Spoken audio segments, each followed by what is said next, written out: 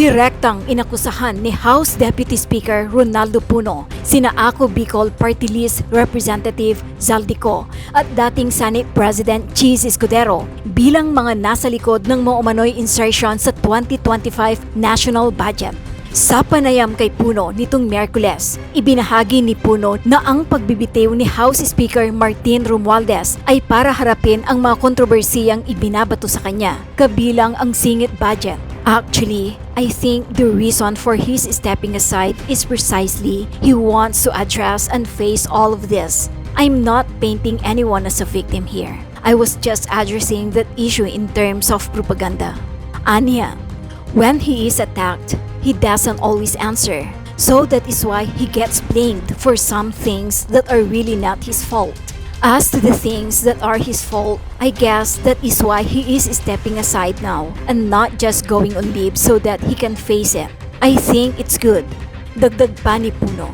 Nilinaw rin ng kongresista na hindi sangkot si Romualdez sa mga insertion dahil hindi naman ito nakakadalo sa mga pagpupulong kaugnay ng pagsasapinal ng national budget para sa 2025. Well, here's the process of budget. The House version did not have the insertions. It went to the Senate. The Senate and the Congress had a bicameral committee. The bicameral committee was composed of many representatives. Then, they decided to make it a small committee. The small committee was 4 people: Senate President Chiz Escudero, Speaker Romualdez, Senator Grace Poe, and Congressman Zaldy Co. The small committee went into their meetings. This is where the insertions were put in, by the way. Pero iginit niya, the Speaker did not attend those meetings. Senator Grace Poe was not allowed to attend most of those meetings. It ended up Zaldy Co and Senate President Escudero were the ones that actually penciled in whatever needed to be penciled. It was the two that actually finalized those things. Pagbibigay din pa ni Puno. Is Speaker Martin Romualdez resigning or is he taking a leave of absence? Okay, well, about 3 weeks or so ago, Martin Romualdez convened the House party leaders. And he told us that he wanted to step aside. This is like 3 weeks ago. And he said that the reason for this was, he said, there's just too much controversy in the House already now. And it's affecting the work that everybody's doing. He says everybody's focused, of course, on the controversies on the flood control projects. And he felt that he needed to step aside and face the accusations and rumors regarding whatever was happening in the flood control area. Of course, the party leader said, we don't think that's a good idea. Please do not resign. And it went on for about another week and a half.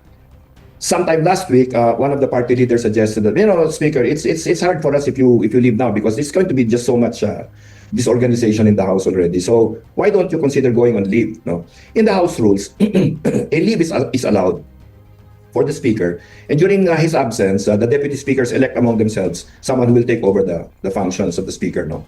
So it was there for a while. Last weekend, Saturday, if I'm not mistaken, evening, he texted me and he says, I think it's time for me to go. He says, thank you for your support. This last Saturday.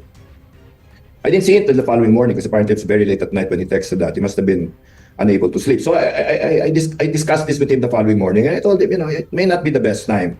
I think that we don't do these things when things are in total confusion, which is partly the situation now. So he said, well, okay, let me think about it a little bit more. And so then Monday came and then he became more definite about it. So he says, I'm thinking I'll maybe at least go and leave and then maybe name some potential officers in charge or somebody who will take care of business while I'm on leave. So then he was talking about certain possibilities, Deputy Secretary Bojidi among them. No? And then yesterday morning, he calls me up again. And he says, I'm going to see the President this afternoon at 3 p.m. He says, I think we're going to be discussing my going on leave or leaving the House. He says, I think we need to settle this already. He says, I said, well, again, I said our belief, our opinion among the House party leaders is, don't resign, just go and leave. No? And then think about it. You can resign after if you think that that's the correct decision. So he goes to Malacanang and then he calls for us to assemble at his office, the party leaders. at 4:30, and he arrives a few minutes after that. Anyway, he tells us already. This is he thanked everyone for working with him and spending energy and time to push forward the House agenda. They says I told the president already that I'm resigning my position tomorrow, which is today. So we said, why not leave? He says, well, if I go on leave, he says, people will say, he's coming back. Oh, he's just on the side. He's still directing things. And it's not going to solve the problem, he says. So if we're going to do this, we might as well cut clean, he said. And I want to do this also so that I can face all of these accusations. I'll go before any investigation, he says. I can defend myself. I'm not hiding anything. I'm not afraid of any inquiries, he says. So let's just do that, he said. And then I'll continue to be congressman. I'll serve the district. But I will leave all of these suspicions to all of you people. And he says, of course, I will help whenever you need me to, but it's time to turn the page, he says. And then I'm asking all of you to support the nominee that I have discussed already with our majority leader. He says it's Deputy Speaker Boji. Okay. So, we were quiet for a while. No, nobody was reacting, but after a while, obviously, I mean, we just decided to accept his decision. So, Congressman, you gave us the behind-the-scenes story. 3 weeks ago, he meets with all of you, thinks of going on leave. Yesterday, he has a meeting with Malacanang, and it became about resigning. When Do you believe? Sorry, 3 weeks ago, he said, I'm stepping aside. That was not leave. That leave the idea came last week from one of the party leaders. So, no, I think he was thinking about resigning already 3 weeks, at least 3 weeks ago, yeah. Do you believe there was pressure from Malacanang for him to resign? I think there was pressure from everywhere. I mean, there's media, there's social media. Of course, not everybody in the House is a believer. We have had problems with the executive branch, as you know. And so there have been a lot of issues that cause problems for the speaker. And these are very trying times. This is a difficult time in our political life. I mean, I'm sure you also are seeing so many unprecedented things happening as I am now. I mean, I think pressures for sure. Yeah, for sure. But do you believe the speaker wanted to stay and President Marcos Jr. asked him to resign, or he took it upon himself that with everything that's going on, I should resign or step aside? Knowing the president also, I think, he probably would not want to cause, anxiety on anyone. So I cannot imagine him asking the speaker to resign, for example. I can't imagine that. I think the president, if I know him well enough, I think he allows you to process your thoughts, and he may guide you and lead you to certain decisions. But I really don't think that he would ask the speaker to resign. No? And as I said, it's not just the speaker himself. Even he tells me that his family have been telling him to just step aside. This is true not just for him, Karen, but for other congressmen as well, especially those that have been mentioned in all of these controversies. One of our colleagues has in fact put her children on a leave of absence from school because they are being harassed in school because their parents' name have appeared in this news. No, so and mga anak ba to ni Zaldy Co, sir? No. In fact, congressmen that I think are probably not guilty of anything. No? I mean, but they were just included in the lists. No, and I imagine that the speaker's family has been subjected to the same kind of pressure. So, and I know for a fact that they have been asking him to resign, his family. No, I mean, at least step aside from the speakership because it's really a lot to take for the family, on a daily basis. Speaker Martin tells us that it's okay with him because he grew up with this. No, I mean, when he was a young kid, they would go to breakfast and they would read newspapers, and it's all negative against their family, and it's been that way for a long time. So he says, I can take all of this, but I don't know that it's fair to subject my children to this. So that's one of the things. The children is one thing, but also the administration is another. Correct. I mean, the truth, Congressman, is he gives a bad name to the Marcos administration. That's feedback from analysts. Would you agree? Well, I'll just give you a specific example. No, in this January this year, December and January, this is when the issue of the budget insertions erupted, and he was the one blamed. Okay, everybody was saying Romualdez. I mean, not Zaldy Co, not anybody, Romualdez. No. But I knew then, as early as January, that the Congress had submitted to the Senate the budget that was proper. No? I mean, that it did not reduce the Department of Education budget. It kept the PhilHealth trust funds intact, and it in fact reduced the DPWH budget. Of course, the Final Appropriations Act was the reverse. No, the trust fund was removed, the Department of Education was reduced, and then the DPWH was increased by a few hundred. Yun, no? So I knew then that it wasn't Congress and it wasn't him, because the enrolled copy of the bill was submitted. But are you saying it wasn't? I mean, you saw Toby Tiangco's expose where Zaldy Co had insertions of 13 billion in one district. Correct. No, that's true. All of that is true. I'm talking about the culpability of Martin Romualdez. Okay. So I was asking, why don't you explain this thing? Why don't you just explain everything? He says, no, I don't want to get into an argument with the Senate President, because he is doing many things for the President also. And I'll just swallow all of this. He says, anyway, I'm used to this. Ganyan eh. So anytime that he faces these kinds of things, he always says, I'm used to this. Now, this issue has been on his back for what, the past 7 months? Until I started to explain what happened in this thing, I think nobody was even talking about it. No? And I thought that it was not fair. No? And even over his objections, I started talking about this, because he didn't want to get into any dispute with the Senate. Eh. But I think this is part of the reason why he has become so much a target for everyone. No? Is that when something is an attack is made on the administration, and he is the target, he allows it to happen, because Well, Congressman, I mean, I understand you work with him, but I think we need to hold our leaders accountable. He is the Speaker of the House. The budget emanates from the House. There are talks of ostentatiousness and extreme wealth, private planes, supposedly more than 10 houses in Forbes Park. I'm sorry I have to bring this up, but to defend the Speaker that he's a victim in all this, it's appalling to the Filipino people. At the end, he would not even explain the corruption in the budget that he allowed. The House passed it, Congressman. In the end, we are talking about the public being angry of the ostentatiousness and extreme wealth of Martin Romualdez, Zaldy Co. This is not the time of the wealth you and I have seen in past administrations. Galit na tayo nun kay GMA, kay ERAP, etc. This is a whole other level of alleged corruption. This could be the levels of Nepal. Yeah. That kind of anger, which I hope not. But at the end of the day, when you hear about homes abroad, I mean, Congressman, it's very difficult to defend Martin, who was in power, unless he submits his SALED. He explains. Stepping aside, I don't think is enough for the Filipino people. I mean, it's not personal to me. I'm not angry at him personally, but as a leader, this is inexcusable. Parang biktima pa siya na ang bait niya, gusto niyang tumabi. No, actually, I think the reason for his stepping aside is precisely because he wants to address and face all of this. Okay, so I think I'm not painting anyone as a victim here. I was just addressing that issue in terms of propaganda. No? I mean that when he is attacked, he doesn't always answer. So that is why he gets blamed for some things that are really not his fault. Now, as to the things that are his fault, I guess that is why he is stepping aside now and not just going on leave, so that he can face it. No, and I think it's good that he will face it. All of these things, the Congress, But why won't the insertions in the 2025 budget? Why won't it be his fault?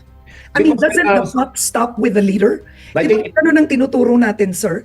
Well, here's the process of budget. As I explained earlier, the House version did not have the insertions. It went to the Senate. The Senate and the Congress had a bicameral committee. The bicameral committee was composed of many representatives. Then they decided to make it a small committee. The small committee was 4 people. Okay, Senate President Chiz Escudero, Speaker Romualdez, Senator Grace Poe, and Congressman Zaldy Co. That was the small committee. The small committee went into their meetings. This is where the insertions were put in, by the way. No. So nandun po siya? No, the speaker did not attend those meetings. Senator Grace Poe was not allowed to attend most of those meetings. It ended up Zaldy Co and Senate President Escudero were the ones that actually penciled in whatever needed to be penciled in at the end. And Karen, if you look at the budget, there are 20,000 DPWH projects, 20,000. So, it takes a lot of, real painstaking work to do it. But it was the two that actually finalized those things. And that is what I'm saying, did not come to light until just recently. This is the situation everybody knew was the case as early as January. So now, Congressman, is it right to say that Zaldy Co and are you saying Chiz Escudero are frankly to blame for the 2025 budget? Yes. Because then the version that they sent back to the House already included all the insertions. Now that's a bicameral thing, but that's the step in the budget process where the Senate reviews what the House of Representatives does, and then gets back to them with the final version of the Appropriations Act, which they then forward to the President for approval. But then again, okay, so you signed it, you approved it. Yeah, 20,000 projects. No, I mean, I don't. I've seen the budget. No, I could not find for the life of me my own projects in my district. In the General Appropriations Bill. That's how complicated it is. So if you sign after you assume that the staff work has been done, I think it's a fair assumption that you had at least minimal care in addressing the issue. But the ones that really were responsible for putting it in, you should be held responsible also. And I think that's what also triggered, I guess, the reorganization in the Senate, no? Because they know now. Okay. They understand that with the investigations coming up in the Senate, more information will come up about so many things. So I'm looking forward to the Blue Ribbon investigations there as well. Now, Congressman Puno, Zaldy Co is still abroad, right? The perception is the Speaker has tolerated Zaldy Co, right? And he could have called him to answer because there's a hearing in the House. He could have called him to answer about SunWest's contracts, insertions, but he didn't. Ano ang plano with Zaldy Co, sir? At the end of the day, he's been absent, right? For so long. The Speaker does not participate in committee deliberations, no? So it's actually the job of the committee to invite, to summon, to their hearings, no? So I leave that matter to the Public Accounts Committee. But what is the plan on Zaldy Co? Well, we in Congress we're saying that he should be brought back forcibly if necessary. Really? Yes, I mean, initial reports were that he was in the U.S. Now, then I saw some posts where he's supposed to be in a house, he changed his name and things like that, no? But in the U.S. we can extradite people, and what is important now is that cases need to be filed, no? We need to fight. Karen, this is not a legislative inquiry issue anymore. Yeah. I think this is a criminal thing, no? I mean, cases have to be filed, and that's why the investigative commission is, right on. Because you have Benji Magalong there, Mayor Magalong, who is a no-nonsense person. I know Babe Singson, Secretary Singson, who is also no-nonsense, And the way that this commission has been formed looks like, they're really, going to file some cases, The technical know-how necessary is with Babe Singson, with Secretary Singson. The legal know-how is with Supreme Court Justice Andres Reyes. Investigative competence is with Mayor Magalong, and the finance, these budgets, things, etc. We have a very respected accountant who is going to be doing the work there. So it's structured to really address this problem properly. I hope that we can get this commission up and running as soon as possible, and I really hope that cases will be filed and people will be jailed. No, now, in that regard, I think the House is now going to terminate its investigations. There's this talk that we can investigate ourselves, and that's true. I agree with that too. So maybe it's good that they're now terminating their investigations, and they will turn over all their information to the investigative commission. I hear also that Senator Lacson will continue his Blue Ribbon investigations, and that's great. I think that then we will just take our cue from the Senate. If there's any legislative implication to everything that's going on, then we will yield to the Senate in terms of what reforms they want to institute in our whatever budget process or whatever it is, so that we can avoid this situation in the future. Okay, now Congressman, let's go back to the leadership. There were talks in the past of a possible Albi Benitez. There was one to be Tiangco, but Congressman Tiangco said he wouldn't want to be speaker because of his expose. But I wanted to ask you, why didn't the Albi Benitez work? And now it's Congressman Bogie D. Ba't hindi natuloy yun at ito mukhang si Congressman Bogie D na ang magiging speaker? Anong difference nung panahon na yun at ngayon? Well, I don't know if Congressman Mayor Albi Benitez was able to sort out his issues with his Negros coalition there. I think even that's why it did have a flying start, because he had problems in his own province to begin with. No, maybe that's what stalled him. Now, in the case of Deputy Secretary Bogie D, si DS Bogie D is a former governor, and he's a really nice guy. I mean, he was an effective governor, and he's a very pleasant person. He's kind to everybody. So I would like to say he's popular, within his circle, and he belongs to the party of the president. So I think it's important also now that maybe the speaker thought about this also, that better that party of the president, so that at least there is no communication distance between the national program as espoused by the president and his cabinet and the House, no? And I think that's what might happen. And in that regard, I think it's probably a good direction to go. Okay, so will the speaker only be changed? Because now I would say NUP, you are with NUP, sir. Yes. And OGD's with NUP. And the irony, Kiko Braganza's with NUP, but let's talk about that later. He's with NUP, right? Okay, but No, sorry, DS OGD is with PFP. That's the Partido Federal. Yeah, of the president. Yeah. Hindi siya member ng NUP. No. As I've read, no. Hindi yon. No. Hindi siya NUP. I Okay. wish, pero no. Okay, all right. So, there were talks that the reform shouldn't just be on top, but it should be top to bottom. So, ang tanong ko nito, will the APRO be changed? Will committee chairmanships be changed? The APRO has already been changed. No? I mean, our APRO chairperson now is Congresswoman Mika Swansing, who is a second-term Congresswoman. She's I understand, a Harvard graduate, no? And very, very, very skilled. And I've said this in the past. She is beyond reproach. She is well respected in the House. So, and I think by everyone in general. So that one has been solved. The Appropriations Committee, and even the vice chairman, of course, have also been all reorganized. No, so that's doing well. I think the Ways and Means Committee of the House is fine. Of course, we just came from a general reorganization for the 20th Congress, because in the 19th Congress, everybody was, left their positions, and now there's a completely new cast of characters here. No, and many of them are young. Many of them are really, in my view, I think they're very, very competent. I'm actually impressed by many of the young congressmen that we have there, and I'm just very sorry that they get implicated in all of these, scandals that have affected the House. I hope that the 20th Congress will prove to be a different one, no, and will show the public that there is a standard of behavior and competence and honesty and integrity that is what they expect from us, no. And I think I'm confident that with the cast of committee chairman that we have, that we're going to be able to portray that and actually practice that. Actually, hearing you right now, I mean, I've known you for many years. Of course, I've known you for many years. You were already working with politicians many, many years ago. You're deputy speaker, and my question on a lighter note is, why didn't you speak more before? You speaking out could have helped the image of Congress.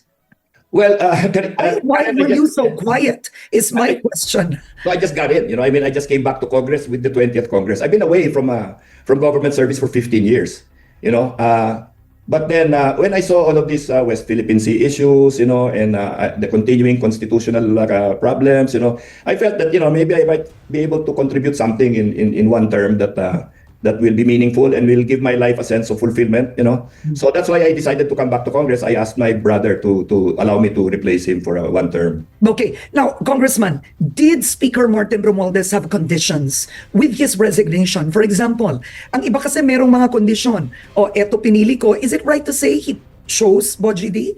No, I think BOGD has been, one of the principal leaders of PFP. No, if there were it's like picking a horse for a race, diba? So everybody knows that the party leaders come in. We are the ones that will be put into the race if there is a race. And since there was already a feeling that we need to maybe attune better with the presidential directives and programs, no, I think BOGD became more vocal in our discussions and meetings because he represents the president's party. So no, I think I heard we discussed BOGD like weeks ago, not just now. It's just arriving sa public attention now, but no. So hindi po ang Pangulo ang nagdikta na si BOGD ang gusto kong kapalit? No, I suspect that this was discussed between the majority leader and the speaker muna, and then because the majority leader is also PFP, he's the party mate of DS BOGD, and then they probably brought this to the president, this idea, which I'm sure he found a good idea. So that's yeah. Now, do you all stay? For example, the deputy speakers, forgive me, but are you 9 now? There was one point, I think there were 11 or 14. How many are you today, sir? We're actually 10. You're 10. Yeah, and well, I guess we'll be 9 after this. But or no, we're 11, then we're 10 now. Sorry. Because and you all remain. Do you all remain as deputy speaker? Well, for now, the only vacancy is maybe this afternoon, if the Speaker Romualdez finalizes his decision, there will only be one, because the one deputy speaker will go up, and I'm almost sure that the PFP will designate another one to replace Deputy Speaker BOGD. And I think by and large, because we all belong to the majority, obviously, if we vote for him, we're still in the majority, and that's how the House committees are organized and everything else. It's on the basis of majority. So by and large, I think it will remain the same. Okay. Now, I wanted to ask you, with your experience in politics, let's go back to a bit of history. Is Martin Romualdez the first speaker to resign? Well, there have been speakers, of course, that were replaced. No. Yeah. I don't recall anybody really resigning, to be honest.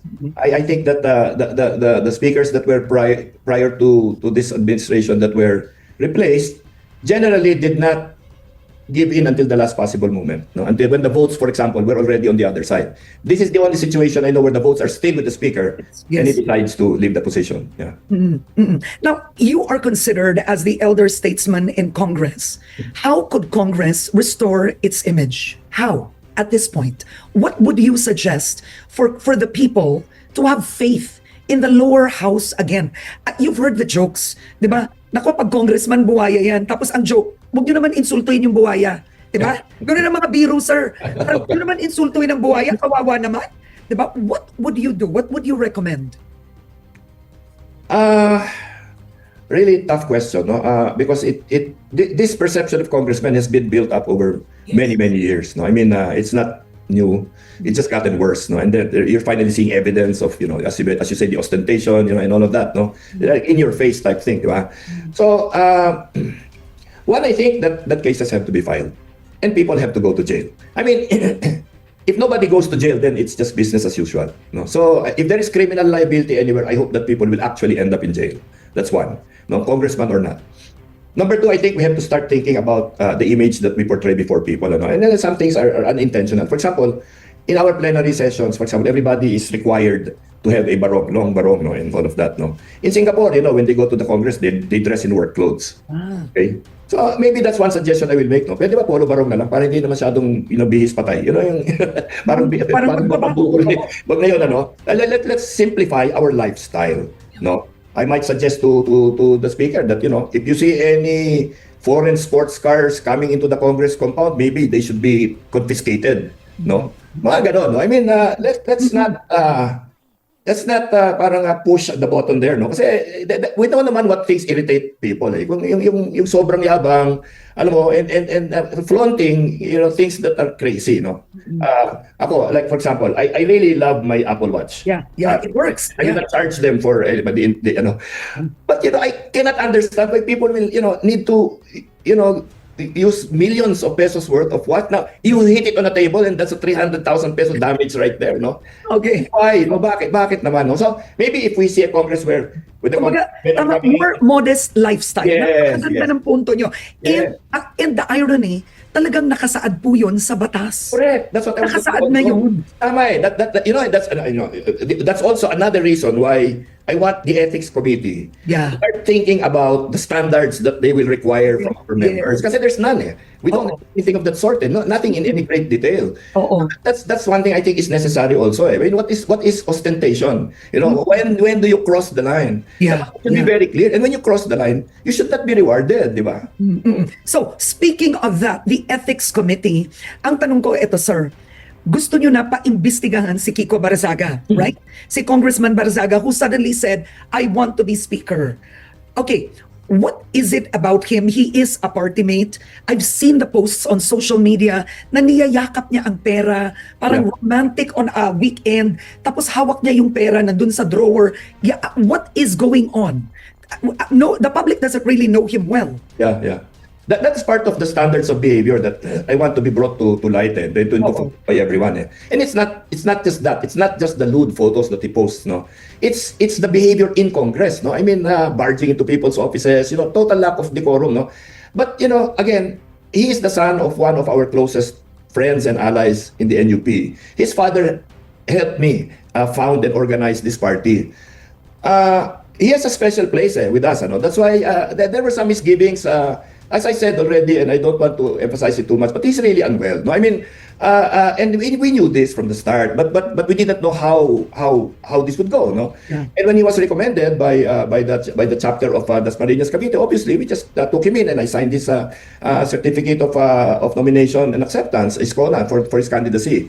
And we, the first couple of months he was quiet. He was not talking to anyone. He's actually a loner, and he would just be by himself, eating lunch at the lounge, on his cell phone and stuff. No, so it was all simply like that. And then I was surprised actually when this whole thing started, because it just started when some people were saying, "Oh, si Kiko is saying, people should sign a petition against the speaker." Our party.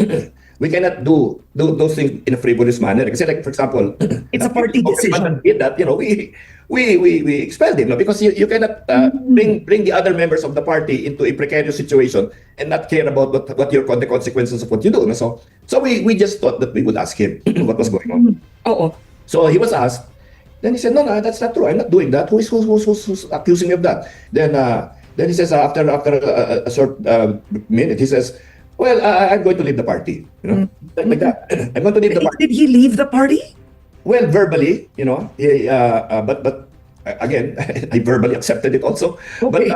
But before he left, I asked for a meeting with him. Okay. I had not talked to him previously. I mean, he's been in the Congress for 2 months. It's hi, hello. He doesn't really talk to anyone. So I asked to talk to him. And I think it was about 1:30 p.m. in the afternoon. He went to my office and we talked. And I was, being very fatherly with him because, he's the son of my friend, no? And I was telling him, maybe you wanna, think about it a little bit more because your father is one of our founders, And there's really nothing there's no problem at all. No? I said it's just the normal inquisitiveness of people, And I don't think you should take it personally. And he was.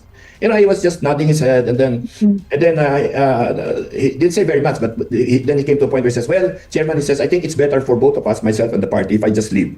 Okay. I said, "Have you thought about this?" He says, "Yes." Well, sabi ko, "If you have," sabi ko, "well, we'll respect your decision, and I wish you well." I said, "No, and good luck. And don't be a stranger." I said, "Nandito lang kami." Oh, so technically, verbally, I'm sorry. no, verbally, verbally, he's left the party. Well, he also texted our secretariat. No? But then after that, he goes and has a press statement and announces that he's leaving the party because I accused him of soliciting signatures, which was not at all in our conversation. Okay? And then he goes on into his rant about the speaker, which was not in our conversation either. So it came out of, left field for me. Talagang, kawawa naman.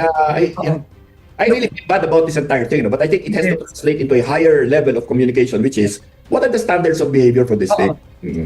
So I know, Congressman, you have to go, but I think the question with Kiko Barzaga is this. So number one, just very quick answers. Most likely, will he be expelled from the party? It's a yes or no for that. From the party, yes. From the House, no. Oh, yun. So ang tanong ko sa House, can he be expelled as a congressman with his behavior? If not expelled, what is the punishment or the penalty? When tama kayo, I agree with you. You can't have congressmen posting, embracing money, women over them. I mean, I agree with behavior completely. You are in public office. But on that, anong pwedeng gawin sa kanya, sir? Well, full range of sanctions, no? He can be sanctioned, no? He can be suspended. Expulsion is a very, very extreme consequence. It happened with Congressman Tevez, if you will remember. Yes, pero nagtago yun. Grabe yun. It's hardly ever done. He can be called down, and then asked to rectify. Maybe he will bring down his posts, and then stop his inflammatory statements, and then we'll be fine. I mean, then he maybe get away with the reprimand, and then that will be it. I hope it will be just ending in something like that. In the process, we will have the definition by the ethics committee on the behavioral standards expected of us in accordance with the law. So ganun lang sana, but it's hard kasi Karen, he kind of does not accept the traditions of Congress, the rules there. Kumbaga bara-bara talaga. Walang there are no bounds in his world, and I feel bad kasi again, he's the son of our colleagues kasi. So that said, I hope something will turn out well for everyone there. And I hope that the Committee on Ethics will deal with this thing properly. Kami naman, we feel responsible for bringing him into the Congress, and we want to show the rest of Congress that we own up to the problems that we caused them. That's why we're filing this as a party. No? Okay. All right. Last words. I think the budget, the transparency in the budget, that's the key for 2026 and until the end of the term of President Marcos Jr. Are there going to be changes in how the budget is made from the lower house? Like kayo po, sir, galit ba kayo sa small committee na yun? Anong pagbabago ang gusto niyo sa budget? Well, there have been a few already. No, media is allowed to the deliberations. There have been invitations to civil society groups to join in the deliberations. There will be no more small committee. No, and if there is a BICAM, everybody will be invited to watch the BICAM. It might be broadcast live. No, so the transparency, the visibility is going to be there. But like I said, no, the budget is a very complicated document. 20,000 projects yan. It's this thick, no.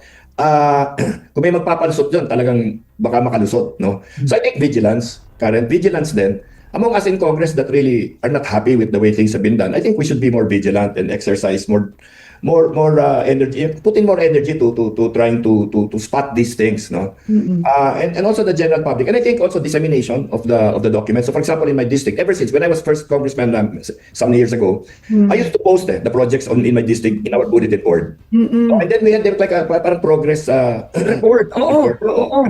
and then I would get barangay captain. We would go physically to the projects, no? And I think that's what most congressmen do anyway. Hindi lang nakikita that's what they do. Kasi what people don't understand is that the projects that are there are demanded from us by the barangay captains, by the local government. So sa akin, accountability talaga. We have to make ourselves accountable. Open the doors, open the windows. Let air come into this whole exercise. And be in touch with our people. No? And then also be in touch, of course, with the public. And understand the need for more information from the public and more disclosures and really yung honest explanations on what things are going on. No secrets, no dark rooms. Ganun.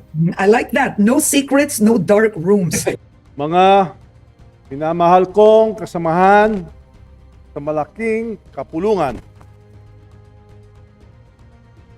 Mahal kong kababayan, magandang araw po sa inyong lahat. I stand before you today with utmost humility and with deep gratitude for the trust and confidence you have accorded me. That trust has been the source of my strength in every day of service. When I assumed this responsibility, I made a solemn commitment that the House of Representatives would be the people's house. Isang kongresong bukas, tapat, at tunay na naglilingkod. Yet leadership also demands that we confront the trials of the President. In his recent State of the Nation address, our President reminded us that accountability must prevail and that no one is above scrutiny. I fully and unequivocally embrace that call. The issues surrounding certain infrastructure projects have raised questions that weigh not only upon me, but upon this institution we all serve. Ang ating mga kababayan ay naghahangad ng linaw at higit sa lahat ng tiwala. Tungkulin natin ito'y may balik. The longer I stay, the heavier that burden grows on me, on this House, and on the President I've always sought to support. And so, after deep reflection and prayer, I have made a decision today with a full heart and a clear conscience. I tender my resignation as Speaker of the House of Representatives. I do this so that the Independent Commission on Infrastructure may pursue its mandate freely and fully, without doubt, without interference, without undue influence. Walang pipigil, walang makikialam. Let the truth emerge and let justice be done. My colleagues, carry forward the work of this institution with unity and resolve.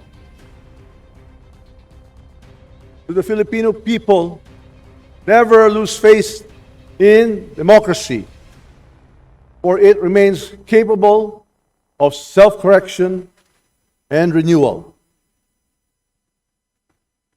Mga minamahal kong kababayan, I leave this chamber as I first entered it, a humble servant, ready to serve wherever duty may call.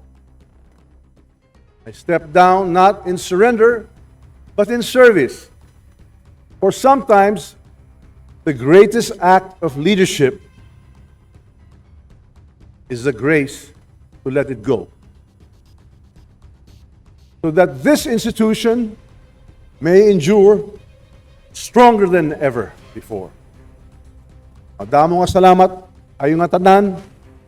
Mabuhay ang Kongreso ng Taumbayan. Mabuhay ang Pilipinas.